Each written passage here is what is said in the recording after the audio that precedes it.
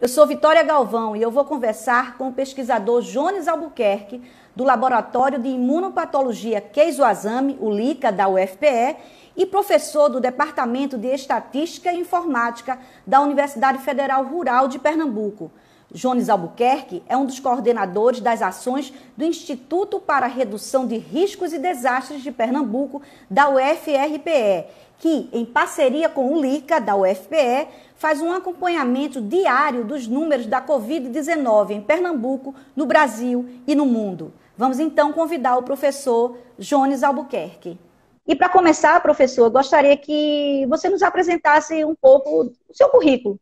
Eu sou formado em computação e a minha graduação foi um mix de matemática e computação aqui na UFPE e doutorado fora e 2 pós-docs, um em malária e outro em epidemiologia, um na Espanha em malária e outro em epidemiologia na Escola de Medicina de Londres o ano passado. É uma pessoa da área de computação, mas que direcionou o seu trabalho para a epidemiologia, para as pessoas entenderem por que uma pessoa de computação está nesta área. Isso aconteceu desde 2005 e desde então minhas linhas e trabalhos têm sido nessa direção, com algumas experiências de epidemias passadas em vários cenários, na Copa do Mundo, nos Jogos Olímpicos, na microcefalia, na África, na Espanha. Vamos falar um pouco como é feito esse acompanhamento dos números da Covid-19, Pernambuco, Brasil e no mundo. Como é que vocês trabalham? Por que o mundo não acertou as previsões e os dados e as análises? Porque Covid oscila muito os números e os exames por várias razões. Algumas delas são a quantidade de testes realizados na população, que a gente chama de subnotificação, que nem todo mundo está sendo testado, então essa tem um cenário. E a gente começou essa epidemia, agora uma pandemia, monitorando ela nossa primeira reunião sobre Covid, por incrível que pareça, foi em 16 de dezembro de 2019.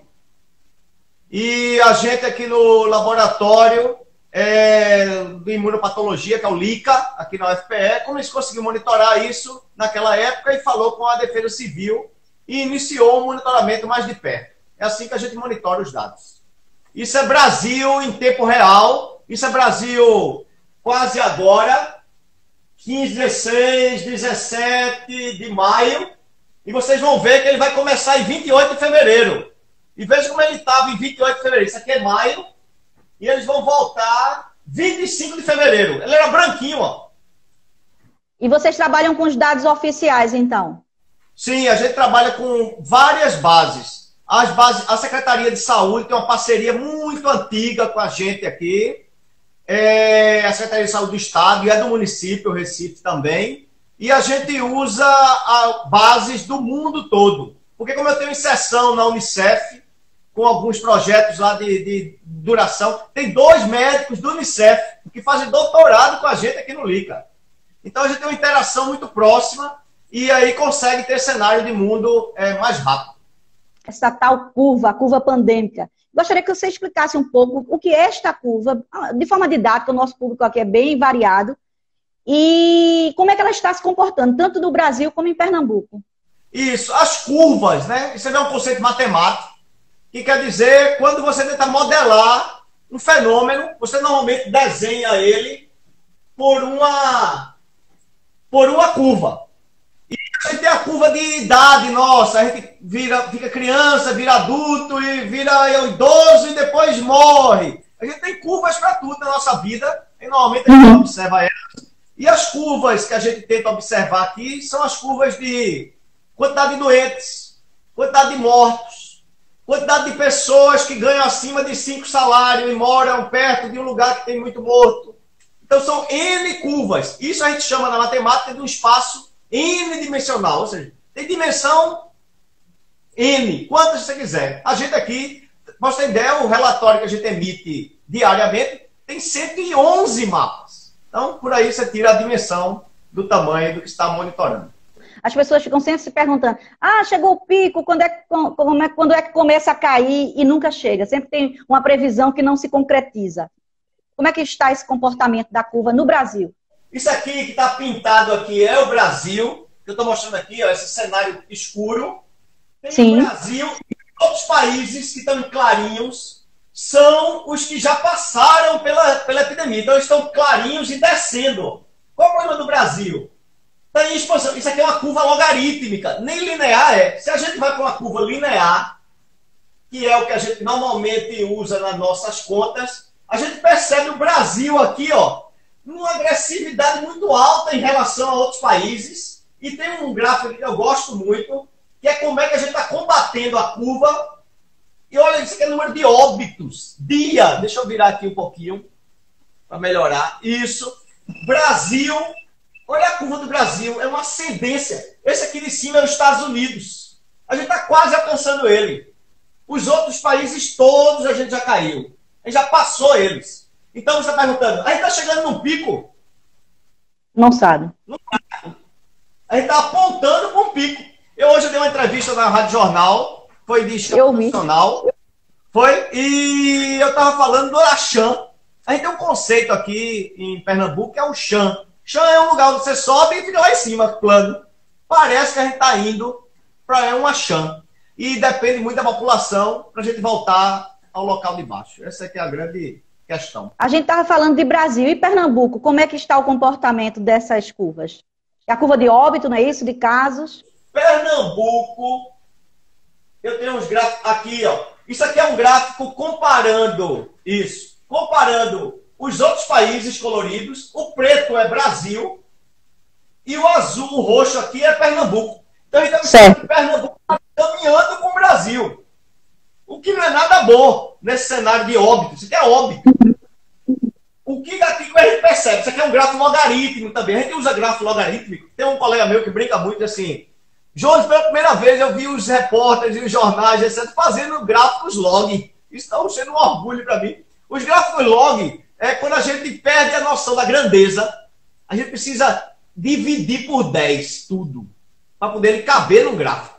Quando a gente tem que dividir por 10 para caber no gráfico, é porque o dado que você está manipulando está indo embora para dezenas de milhares, que é o caso de Covid. Esse gráfico aqui é log, e a gente está observando que o Brasil está na escala de 10 a terceiro, ou seja, está indo para trabalhar em milhares, enquanto o Pernambuco está em centenas. O que é bom do ponto de vista numérico.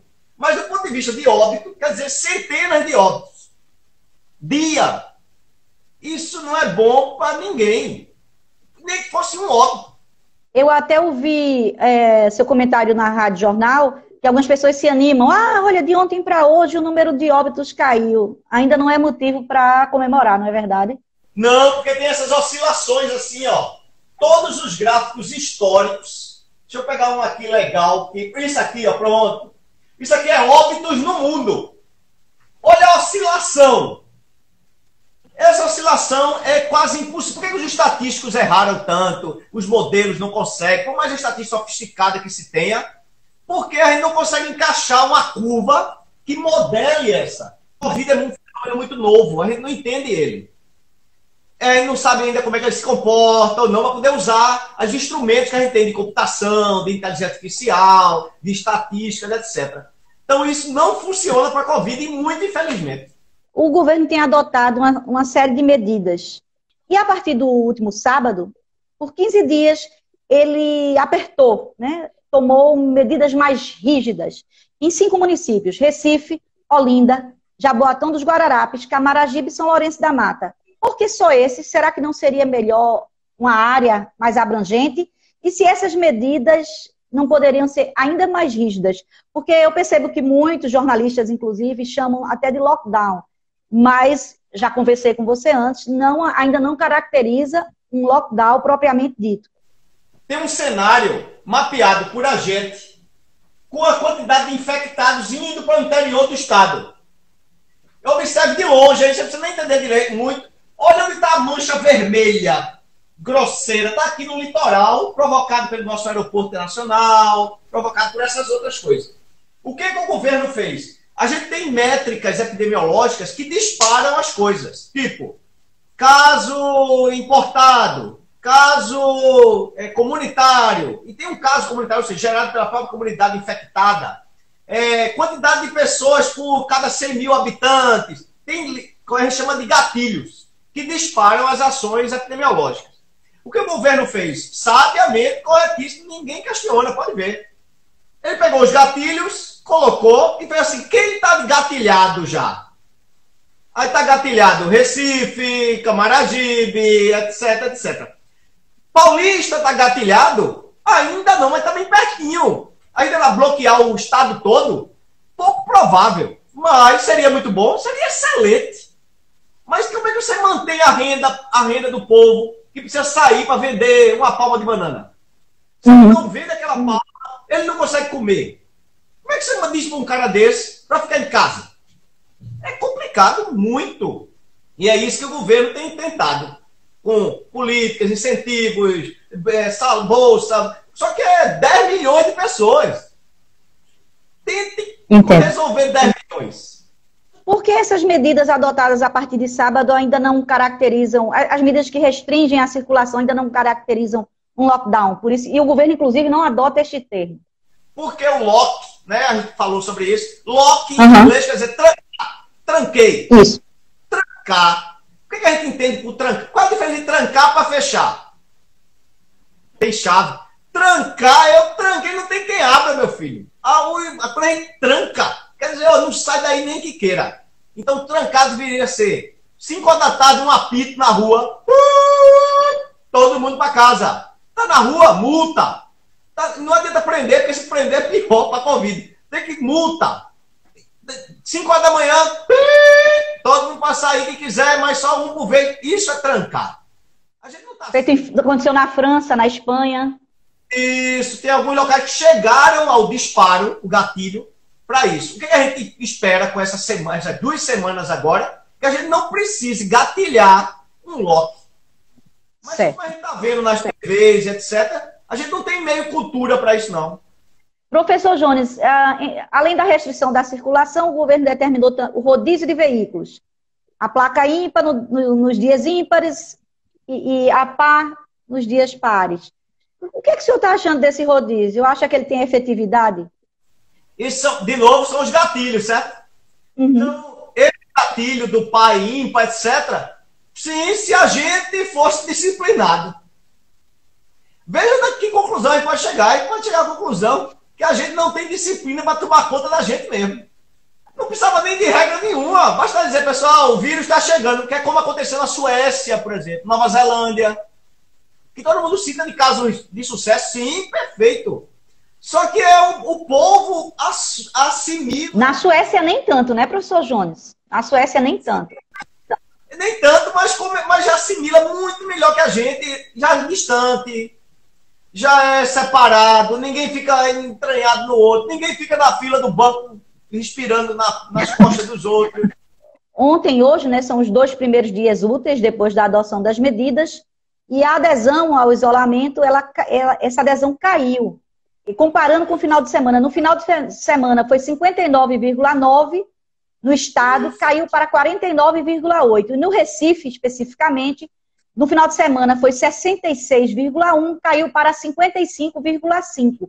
Esses dados são da empresa de tecnologia Inloco, que fornece para as autoridades do estado. Então, quando chega o dia útil, que algumas pessoas têm que trabalhar ou resolver algum problema na rua, ir ao banco, esse número está caindo. A medida começa a não ser tão efetiva, não é verdade? Isso, eu quero alertar, exatamente, eu quero alertar para um item que é o seguinte. Eu fiz uma figurinha outro dia aqui para alguém de comunicação feito você. Essa figurinha é assim, assuma uma família. Isso aqui são os dias da semana, segunda, terça, quarta, quinta e sexta. Assuma que na segunda só um indivíduo saiu de casa. Os outros 4 ficaram em casa. Assuma que na terça só esse indivíduo saiu. Assuma que na quarta só o terceiro indivíduo saiu. Ou seja, por dia da semana, só um indivíduo saiu de casa. Certo. Estou em casa. Para in loco, isso aqui chama-se 80% de isolamento.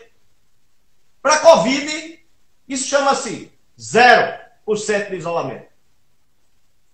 Resumindo, medir tecnologicamente o isolamento não funciona. E o que funciona para a gente medir? A gente ficar em casa. Colaboração. Por que Reino Unido não mediu isso? Você acha que nem Londres inteirinho não tem uma pessoa sabida que consiga medir mobilidade? Nova York, com a Columbia University dentro de Nova York. Você acha que não tem um menino sabido que conseguisse medir isso lá? Por que não mediram? Jones, nos comentários, diz que o rodízio de veículos ele aumentou o número de usuários nos ônibus. Bom, também não tem como medir, mas você acha que pode estar causando um aumento do número de usuários de ônibus? Essa é uma hipótese que pode ser verdadeira, aconteceu em São Paulo, que é visível, ou seja, você via os ônibus entupindo porque as pessoas transitavam dos carros para os ônibus. Pode sim, e se a gente vai olhar só o lado epidemiológico, era para a gente parar tudo mesmo, parar o ônibus e circular na rua. Mas e as pessoas que precisavam trabalhar, iam trabalhar como? Aí a gente era para criar um ônibus para essas pessoas, um ônibus só para elas. Isso, separado, com cadeiras separadas, arrancar a cadeira, fileira sim, fileira não, arrancar. Era para ser ônibus assim. Se você me perguntar, epidemiologicamente. Claro que tem a dimensão econômica, que vale a pena fazer isso? Aí depende da pergunta, vale a pena salvar quantas vidas com isso? Essa é a pergunta. Roberta Japiaçu pergunta se o que estamos fazendo não vai adiantar de nada, já que nem todos, ela está colaborando, eu conheço Roberta, mas se nem todos colaborarem, então o que eu estou fazendo não está adiantando de nada, é o que ela está perguntando. Roberta, tá sempre, porque lembre-se, o índice hoje a gente uma pessoa contamina 1,5, 2 varia. Se você para, você já deixou de contaminar outros dois, que deixou outros dois, que deixou outros dois. Então, você está contribuindo sim. A efetividade para a população é que pode ser questionada porque tem um indivíduo saindo. Tá, ó, minha sala aqui, ó, é só eu sozinho na minha solidão, ó. Aí eu saio daqui na minha solidão, pego meu carro na minha solidão, vou à minha casa na minha solidão. Estou isolado. O problema é isso aqui, ó. O aglomerado familiar, o agrupamento familiar, esse é o problema. A pessoa sai e volta. Aí eu já ouvi alguém dizer assim, fulano ficou em casa o tempo todo e ficou infectado. Eu fiquei claro, ninguém comeu nessa época. Comeu, a gente foi no mercado. Eu fiquei, pronto, a comida que você trouxe, você não limpou direito. Pronto, tchau. Antônio Santos, ele está perguntando qual é a sua sugestão em relação à logística de insumos, né? O transporte dos insumos diante desse quadro de pandemia, foi o que eu entendi. Os insumos está bem resolvido, a Secretaria de Desenvolvimento, de Logística, está resolvendo, mas sabe que não está faltando nada no supermercado. Não falta nada. A gente tem que tratar, perfeita a estratégia do governo, como está, tem que tratar o pessoal de logística tão importante quanto o pessoal médico. Uhum. O pessoal de limpeza, limpeza urbana, vai parar? Não pode. Nem vai encher de lixo a cidade. Aí vai pegar outras doenças. Então, limpeza urbana, tem que escolher quem e o resto que pode ficar em casa, ficar. Antônio Santos estava falando, quando ele falou sobre a logística dos insumos, ele disse que ela estava se referindo a insumos de saúde. Isso aí já está razoavelmente resolvido. Se você observar, os hospitais não têm reclamado de falta. Claro, tem as faltas normais, o nosso sistema de saúde nunca foi bom. Observe que o sistema de saúde brilhantes, feito da Itália, foram a colapso. Sistema de saúde brilhante, feito de Nova York, foram a colapso. Então não é isso que é o problema. O problema é entupir de gente na mesma hora.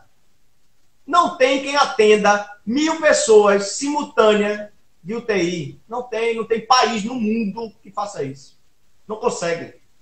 Porque é um recurso muito caro e muito específico, de anos de treinamento. Pega um médico intensivista.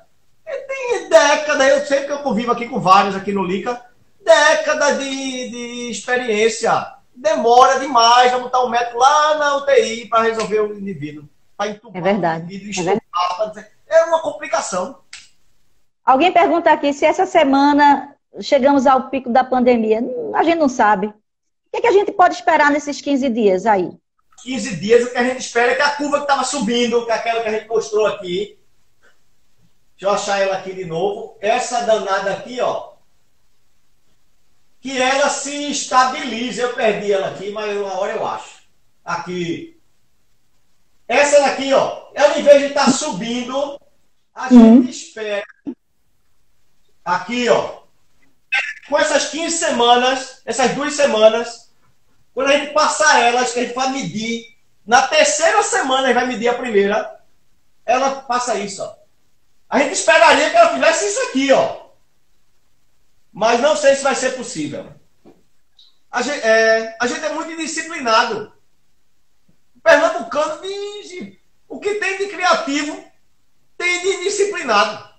Essa questão da aglomeração, como é que a gente pode resolver? E tem um problema grande, você faz imagem, por exemplo, das áreas centrais da cidade, da Avenida Boa Viagem, onde está havendo um policiamento, em locais, digamos, mais centrais ou de maior circulação, mas não vai, quando vai olhar no subúrbio, nas periferias, muita gente na rua, às vezes até parece que não tem nada acontecendo. Então, como é que a gente pode trabalhar isso aí? Essa questão das aglomerações em transporte público, em locais públicos como o Ceasa e nas periferias.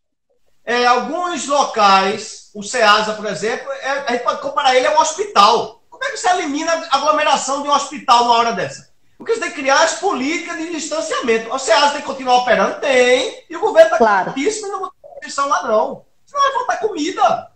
Sem comida, as pessoas vão ficar doentes. É simples. As comunidades. Observe a Índia. A Índia é pobre. A África. São pobres, mais pobres que a gente, mais aglomerados que a gente. E olha os números. A Índia tem 1,3 bilhão de pessoas. 1,3 bi. A gente precisa descobrir como é que a gente vai resolver isso.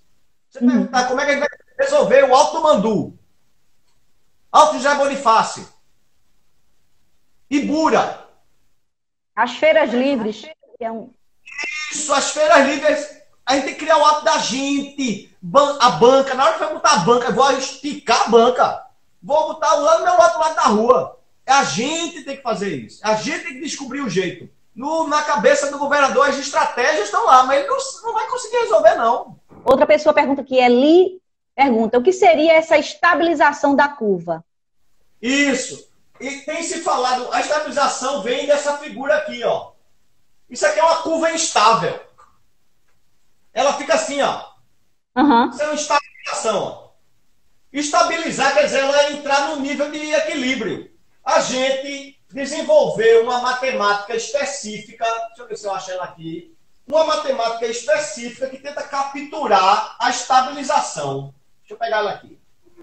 Essas curvas aqui, ó, chamadas curvaturas de Ricci. Isso é uma teoria de Einstein, Albert Einstein.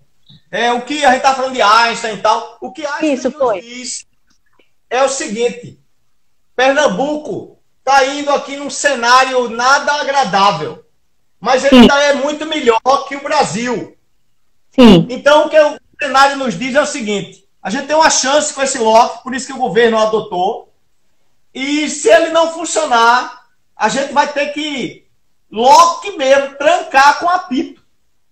E se a gente não fechar isso de vez, ainda vai ficar protelando isso até o vírus for embora. Se é que ele vai. Pode ser que ele leve dezenas de milhares de pessoas. Isso não perdeu a ideia da vida. Qualquer vida é importante. Eu gostaria de deixar um espaço para suas palavras para a gente encerrar decentemente, né? Não com corte da internet, em relação a tudo isso que a gente está vivendo e da importância da colaboração de todos. Muito obrigado pela oportunidade de estar aqui. Obrigado, Gauss, por provocar o convite. Obrigado você por organizar isso. E é importante que a gente vire agente de consciência disso. E que a gente não espalhe notícias que a gente não conhece, que a gente olhe a fonte de onde está vindo, que a gente se distancie das pessoas, que a gente crie hábitos para a gente. Usar máscara. Máscaras, distanciamento e assim sucessivamente. Ok. Muito obrigada, professor Jones Albuquerque. Isso, mas separados. Vamos em frente. Vamos em frente. Um grande abraço. Até mais, professor. Até mais a todos. Até mais. Obrigado.